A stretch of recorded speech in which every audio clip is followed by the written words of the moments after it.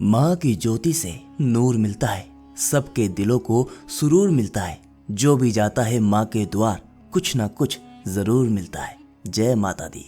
दोस्तों, कहते हैं कि माँ के दर्शनों का सौभाग्य केवल उन्हीं को मिलता है जिन्हें माँ का बुलावा आता है, और जिन्हें माँ का निमंत्रण मिले वो भाग्यशाली कहलाते हैं।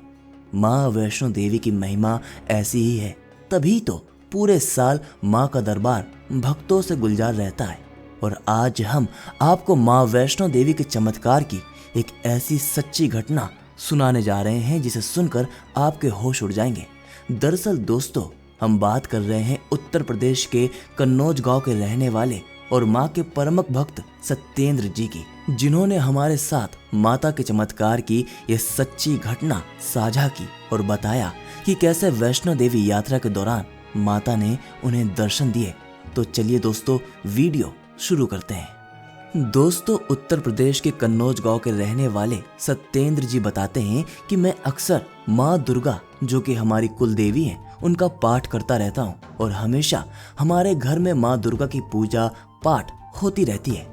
दोस्तों, ये बात है सन 2014 की, जब हमने दुर्गा अष्टमी के दिन माँ वैष्णो देवी के दर्शन करने के बारे में सोचा और इसके लिए तैयारियां भी शुरू कर दी थी। दोस्तों, सफर करीबन 17 से 18 घंटे का था, इसीलिए हमने अपनी गाड़ी से ही जाना ठीक समझा। अपनी गाड़ी होने की वजह से हम जगह जगह रेस्ट करते हुए सफर कर सकेंगे। सारी तैयारियां हो चुकी थी और हमें एक दिन पहले ही माता के दरबार के लिए घर से निकलना था।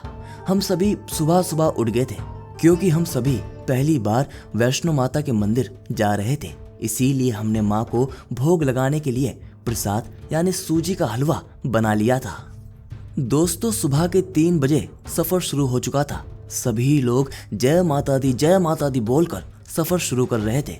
पानीपत, लुधियाना, जलंधर, पठानकोट के रास्ते हम लोग जम्मू पहुंच चुके थे। जम्मू में हमने बहुत देर आराम किया। यहाँ पर ठंड भी थोड़ी ज्यादा थी और पास का नजारा बिल्कुल स्वर्ग जैसा ही लग रहा था। अब यहाँ से माता का दरबार लगभग 60 किलोमीटर दूर पर था।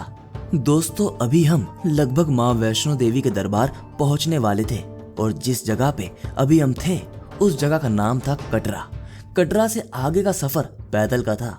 हम गाड़ी पार्क करने के लिए पार्किंग ढूंढ रहे थे कि अचानक से एक बूढ़ी औरत हमारी गाड़ी के बाहर से दरवाजा खटखटाने लगी। हमने उनसे पूछा तो कहने लगी कि बेटा, बहुत तेज की भूख लग रही है, कुछ खाने को दे दो। हमारे पास खाने के लिए कुछ नहीं था और जो भी खाना था वो खत्म हो चुका था। अब हमारे पास सिर्फ 2 सेब थे। हमने वो दोनों सेब उस बूढ़ी औरत को दे दिए। हमें लगा शायद इन्होंने काफी समय से कुछ खाया नहीं, मगर हमारे पास अब और कुछ नहीं था। हमारे पास तो केवल माता का प्रसाद था जो हमको माता को चढ़ाना था। दोस्तों, हमको समझ नहीं आ रहा था कि आखिर उन्हें खाने के लिए क्या दे। हमारे पास अब माता के चढ़ावे तथा भोग के लिए लाया हुआ प्रसाद ही बचा था। वो बूढ़ी औरत बहुत बीमार सी लग रही थी और अभी भी बहुत भूखी लग रही थी। इसीलिए हमने थोड़ा सा प्रसाद निकालकर उनको दे दिया, क्योंकि अभी हमारे लिए उनकी जान बचाना सबसे ज्यादा जरूरी था। इसीलिए हमने माता को बिना भोग लगाए प्रसाद उस बूढ़ी औरत को दे दिया। वो बूढ़ी औरत ने प्रसाद खाया और हमारे सर पर आशीर्वाद देकर गाड़ी से बाहर चली गई। लेकिन दोस्तों, हमने गाड़ी से उतरकर उन्हें फिर से ढूंढने की बहुत कोशिश की ताकि हम उन्हें थोड़े पैसे दे दें, लेकिन वो दोबारा मिली ही नहीं।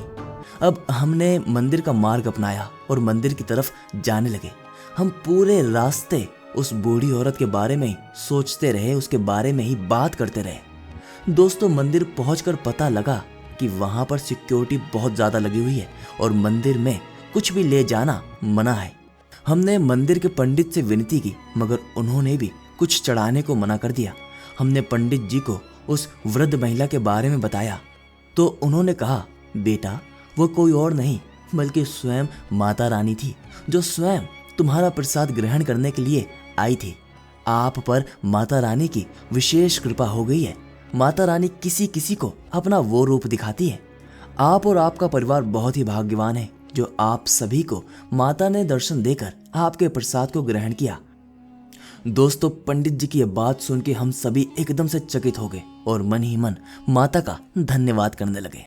दोस्तों अगर आपको हमारी वीडियो पसंद आई तो इसको लाइक करें, शेयर करें और हमारे चैनल को सब्सक्राइब करना ना भूलें। जय माता दी।